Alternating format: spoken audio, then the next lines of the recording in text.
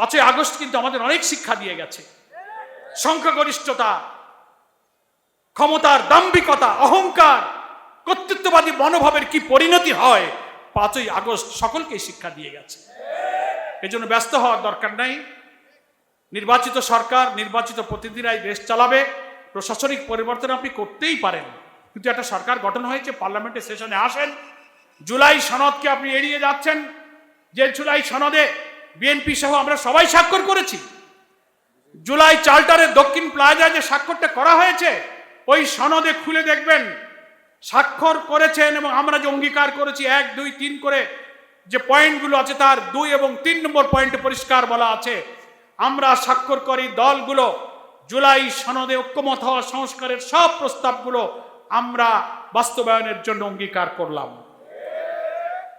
সংবিধান সংস্কার আদেশ হয়েছে, সেই অনুযায়ী গণভোটে কোটি কোটি মানুষ ভোট দিয়ে হাকে জয়যুক্ত করেছে।